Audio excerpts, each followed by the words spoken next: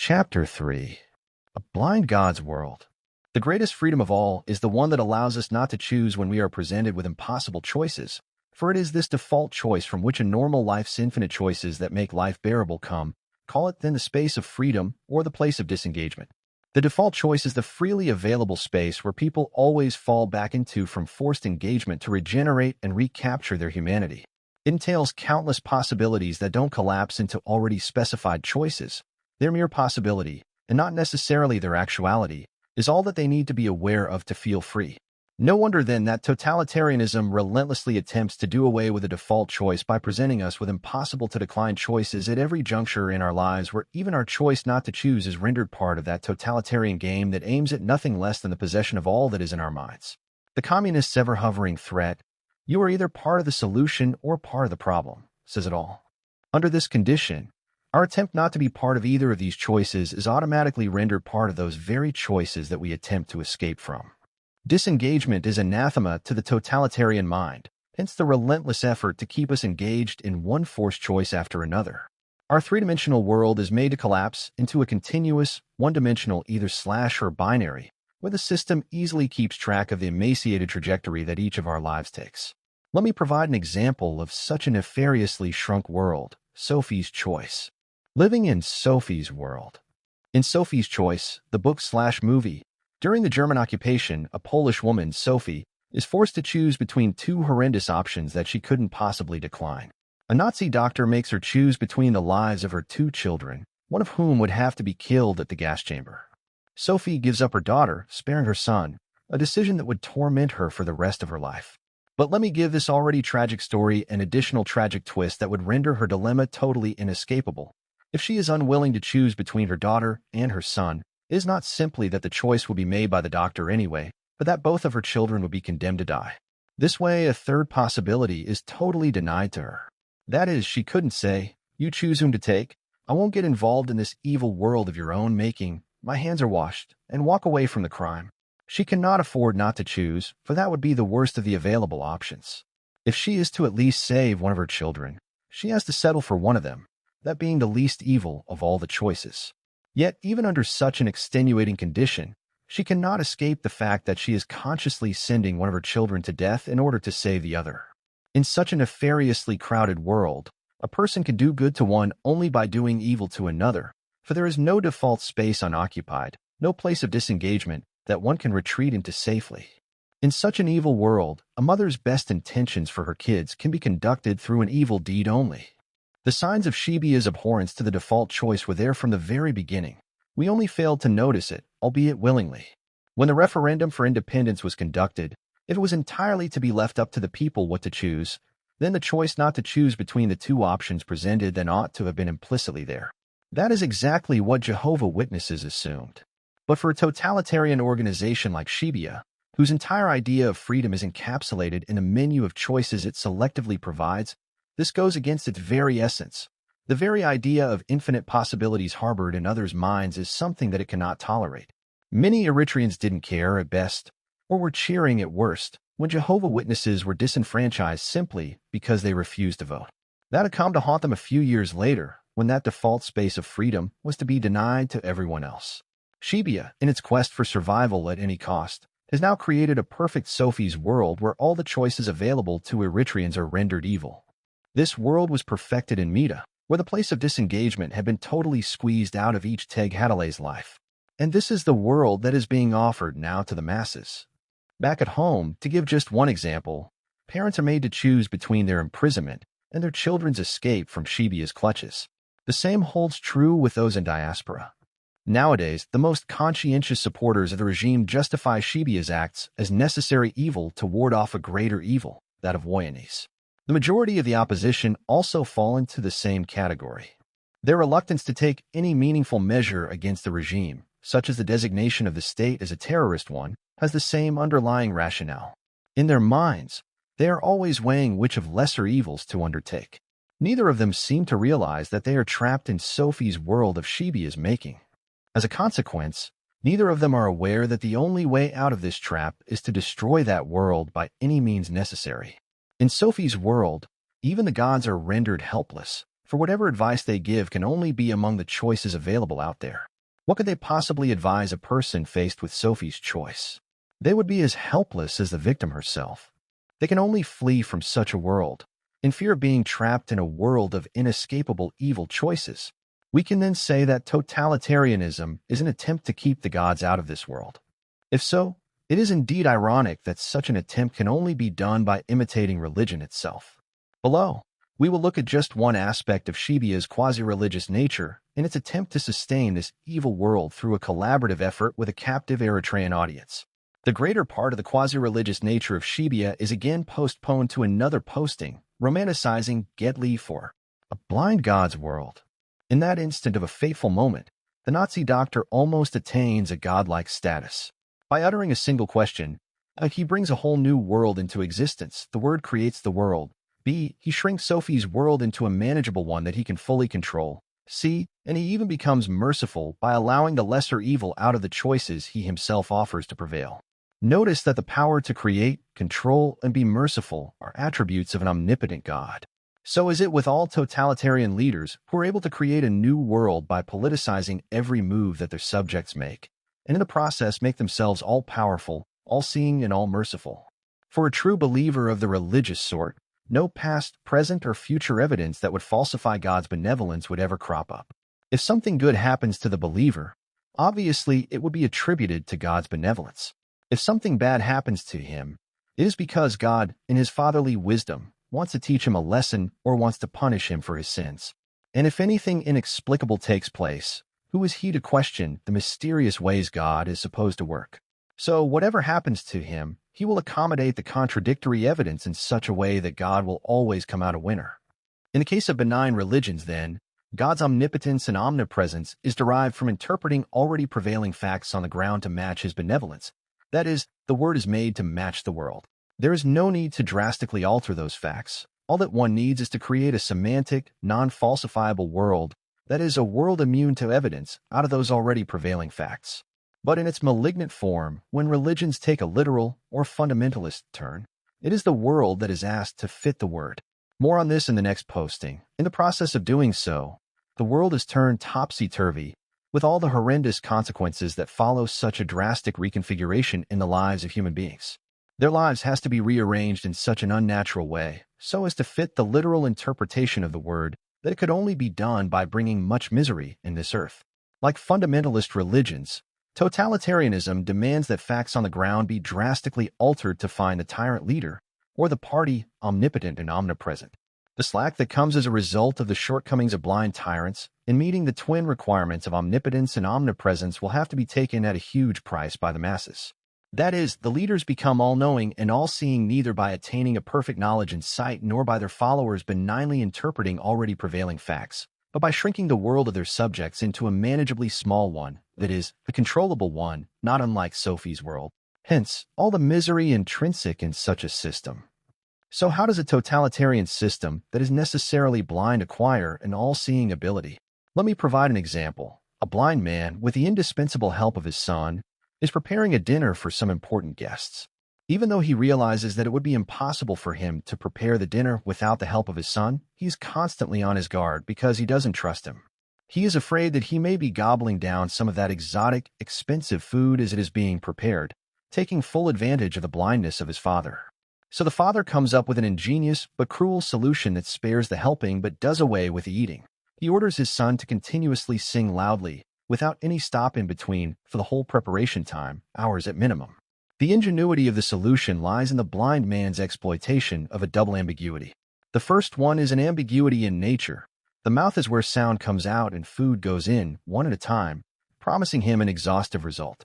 The second ambiguity lies in the singing, where a normally positive phenomenon is perversely turned into a totalitarian instrument par excellence, a means of deception, deprivation, and Orwellian information. A totalitarian leader, by definition, is someone who never trusts his people. He is always at his guard, afraid of what the masses might do if left alone on their own. Normalization, that is, people leading their normal lives, is anathema to him, for under normal conditions he would be unable to keep track of the three-dimensional lives of his subjects. So he has to come up with a similar foolproof strategy as that of the blind man that assures him that they are not up to some kind of mischief. There are 6 main attributes that the blind man and a totalitarian leader like Isaiah share that are indispensable to their respective objectives: blind, ambiguous, exhaustive, informative, abnormal, and alert. Let's now look at each of these attributes in detail, always keeping in mind the role of the captive Eritrean audience in sustaining Sophie's world of Shibia's making. Blindness as a virtue. In the blind man's case, the cruelty of the measure that he takes is inextricably tied to his blindness.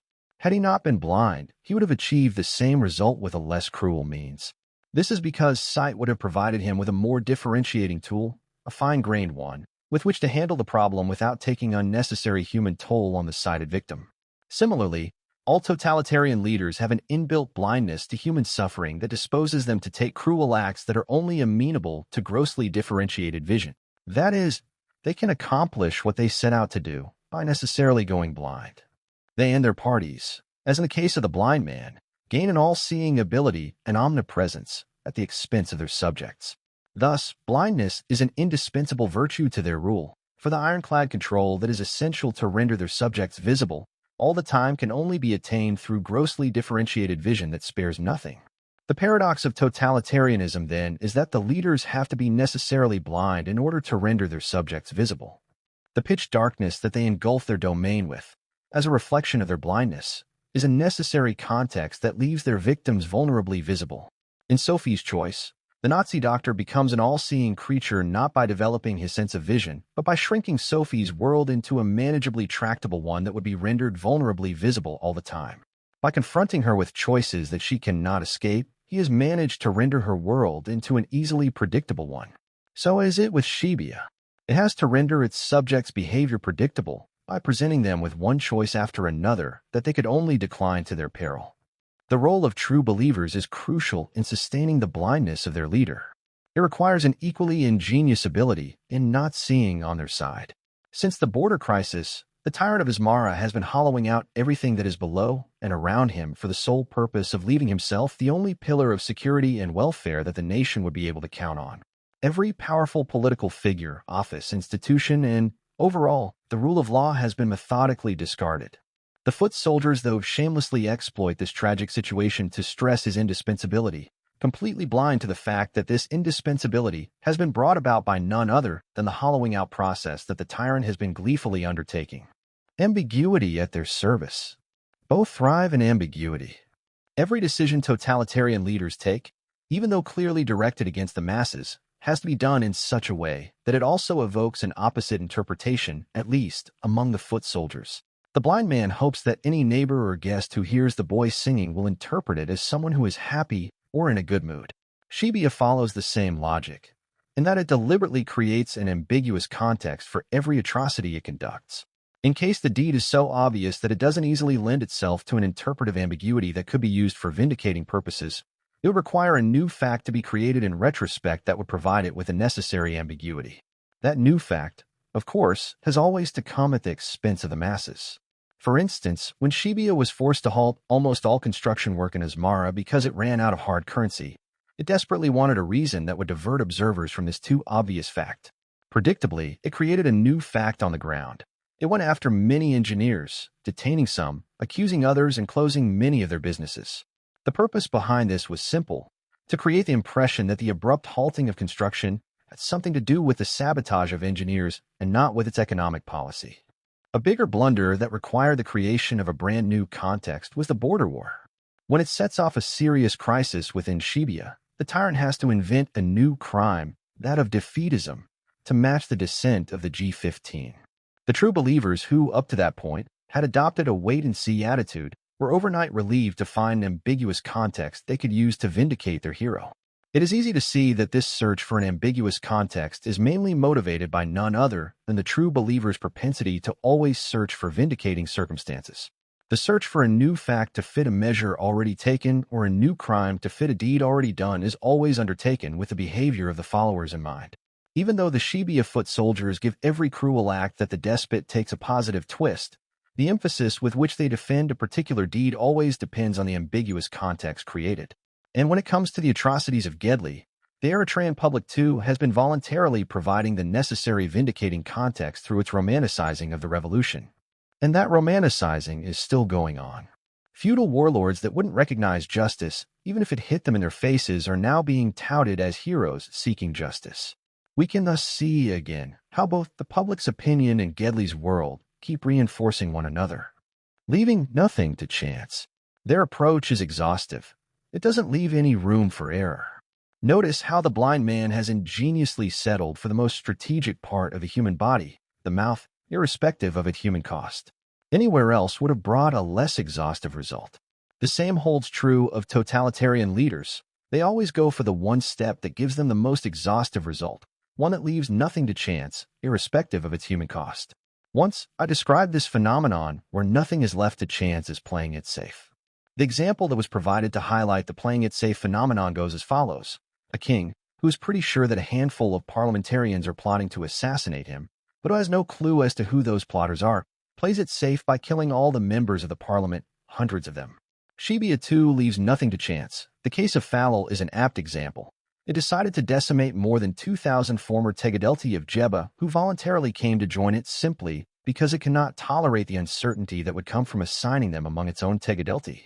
The mere idea that these were dissenting Tegedelti who could foment a similar dissent among the rank and file of its own fighters, even as there was only a slim chance of that ever taking place, was too much of a risk for a paranoid organization like Shebia to live with.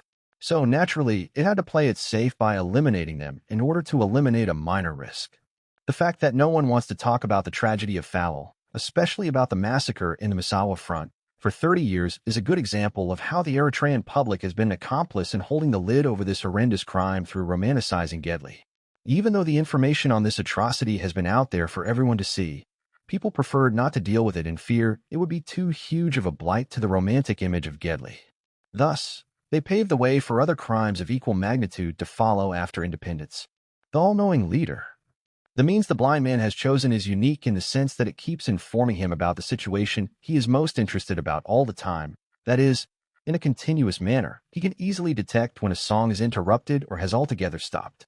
The paranoid nature of totalitarian leaders also is satisfied with nothing less than godly omnipresence.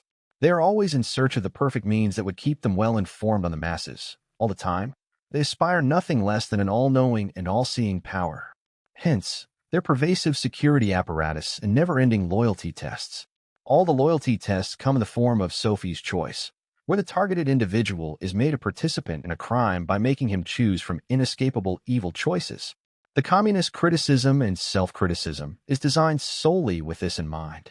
It is not meant to be a constructive dialogue, but a means of bondage that one can never escape from once initiated into the crime. In such an Orwellian world, it is not love, but crime that would forge lifelong bond between comrades. Once one undergoes this horrible procedure, he finds himself at a point of no return. That is, he is rendered vulnerably visible. Shebia was famous for this participation by crime phenomenon, where wives were made to inform on their husbands and vice versa, sons on their fathers, comrades in arms on one another, etc. That climate of fear and suspicion that defined Shebia and Mita currently reigns everywhere in Eritrea, where a neighbor is made to spy upon a neighbor, and a fellow villager is made to spy upon his own village. Shebia has created a huge network of participants in crime, whose tentacles reach every corner of the nation, thus gaining an all-seeing eye in the process. The horrors of the silent killing fields of Sahel are now being replicated all over Eritrea, where those who cannot easily meld into the regime scheme are being disappeared. Such extrajudicial executions have become so common that the Warsai have come up with a disconcerting new name to describe it, CMO, even though it doesn't valorize death the way the official phrase, Sigumti Tuzidwo, it nevertheless trivializes it. That tells us that the nonchalant way Eritreans have come to normalize death for the sake of Ghedli is still going on. The perversion of the normal. In the blind man's case, notice how a normal phenomenon, singing, has been turned into an abnormal means. Similarly, totalitarian leaders are known for perverting most normal acts. In fact, normalization in any form is anathema to them, for it would mean the loss of control over the population since it cannot be attained without the default choice in place. Their demand to know everything that goes on in their domains requires constantly interfering and disrupting the normal lives of people. Their omnipresence can be achieved only by turning the whole society topsy-turvy, if you will. They have to keep the whole society singing. Let me provide a chilling example.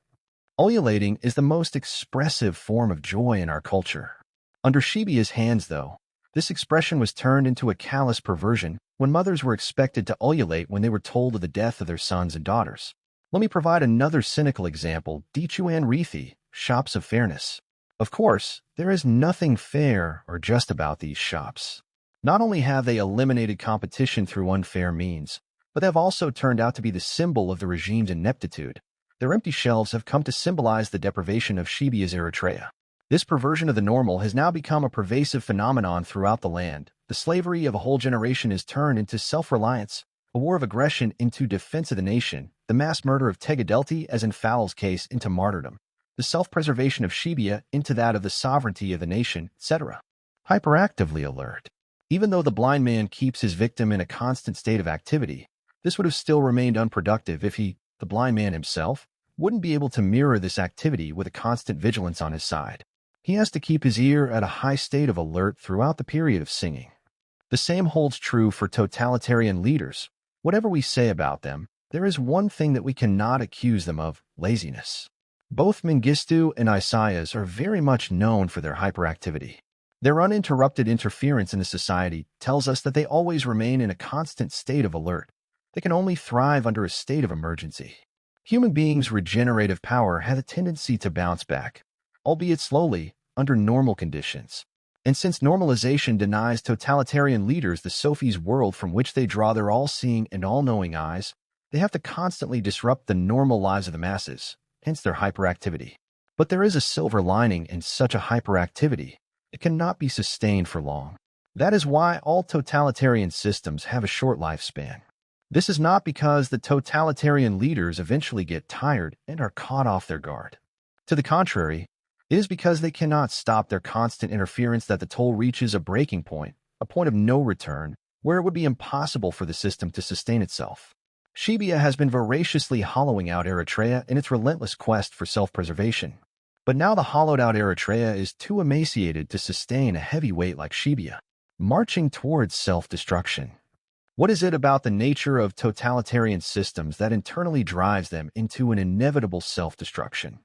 Since it is the very same characteristic or talent that keeps them in power that also destroys them in the end, we can reformulate the question as, what is it about totalitarian regimes that keeps them in power?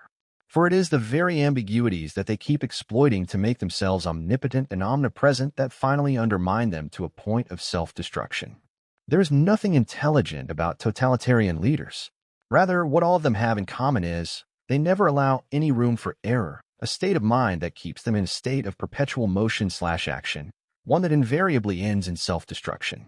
A man who uses a hammer to kill every crawling insect might be able to finally get rid of all insects in his home, but only after he has completely wrecked that house. In Shibia's case, almost all the steps it has taken in its survival game has this overkill method written all over them. It sends almost all the adult population, 300,000 of them, into internal exile to eliminate any possibility of unrest. It throws parents behind bars to prevent the desertion of their sons and daughters. It wipes out higher education to eradicate any possible dissent. It literally wipes out the merchant class and nationalizes any profitable enterprise, airlines, farms, fishery, tourism, the housing industry, etc., to monopolize hard currency, etc. In playing it safe, totalitarian systems remain oblivious to the huge costs they keep incurring on the nation that sustains them until it culminates in their final demise. In their quixotic quest for the largest room of error possible, they exhaust, they devour, the very context that has allowed them such extravagance in the first place. It is true that each step that a totalitarian leader takes further strengthens the chokehold he has on his people. But every other such step has a diminishing point of return, until it reaches a negative territory and eventually a point of no return. As any other totalitarian leader, Isaias doesn't give a damn what the consequences of his acts on the people of Eritrea turns out to be. All that he cares about is to act, and act quickly and decisively, to avert any threat to his political survival. As for the consequences that invariably follow his acts, he will have to deal with them, in his usual scorched earth approach, as soon as they crop up, all at the expense of masses. This creates a dominoes effect. For every correction the despot takes will require further correction, one that never ends until the whole nation is hollowed out and the final demise arrives. For one step forward that the monster makes in his survival game, he makes 2 or more steps backwards. The fact that the lost steps could only make their presence felt in their cumulative form, hence, in their delayed form, shouldn't be confused for their absence. That is why when the end comes, it seems total and abrupt, surprising many. But the installment for such a dramatic ending has already been incrementally paid for years, sadly, at the expense of masses. Again, we reach the same conclusion. It is not the question of whether Shebia will commit suicide, but whether it will destroy the nation in the process of doing so. The report on Patriarch Antonios. The latest report on Patriarch Antonios posted in asmarino.com epitomizes the ambivalence and cowardice that the Eritrean public has displayed when it comes to the gross atrocities committed by Shebia in general and Isaias in particular. Throughout the report, there is not a single accusation leveled either against the government or the tyrant. Instead, the whole blame for the Orthodox Church's predicament is laid on Yosief Demetros, as if he is doing this all on his own. There is no doubt he is a despicable man, but nevertheless a little man assigned to do the regime's dirty job. As any other official, he is subject to promotion, demotion, freezing, praise, and humiliation under the hands of Isaias. He is simply a dispensable instrument currently used in the larger scheme of the tyrant. Yet the priests and deacons who compiled this report, even though they are doing it from the safety of the U.S., could not muster enough courage and honesty to say anything negative about the regime or its leader. They accuse Mr. Yosief Demetros as one who has illegally and by force of arms arrogated to himself the title and duties of a general administrator of the church, as if he has his own private army. They notoriously talk about how he and his clique undertook a coup, while the real coup is no one else's but the PJDJ's. But most amazingly, they wrote, the Yosief camp determined that such spiritual resurgence by so many young people in so many churches represented a threat to his position and left no stone unturned to make sure that this huge tide of interest by young people is stopped. To this end, he orchestrated the imprisonment of some of the most highly educated clergy in the EOC. 3-4 years later, they remain in prison. The hypocrisy that lies behind this statement is obvious. The main reason why the PFDJ wanted the Sunday school in Medini Elam Church closed was because it was alarmed of the thousands of youth that were flocking there. It was the PFDJ and not Yosief that felt a threat to its position. Anyone who knows the paranoid nature of Shebia knows this. It is as simple as that. Yet, they go on skirting the main issue and keep on blaming it all on minor characters. And when they mention priests in prison, it is as if Yosief has his own private prison. Even when it comes to the current condition of Patriarch Antonios, either they accuse Yosief and his clique, or they use impersonal passive language, such as, his office was sealed, his telephone and fax were disconnected, his passport was confiscated. He is under strict house arrest, all the time afraid to point out who is doing all of this. I am sure Yosief cannot do all of this on his own, even if he wants to. There is no doubt that Patriarch Antonios is one of the most courageous men in Eritrea to ever confront the Isaias regime head-on. There is a simple reason for that. He was fighting back against the unsolicited incursions of the PFDJ into the church's domain. This, and this only, explains the current predicament of the church. All the rest are subplots and minor details of these major schemes. So it is a travesty to see a group of priests write such a cowardly report in his defense. I am sure if he sees such a report, he would be disgusted with it. But then again, such cowardice has been the story of the Eritrean public.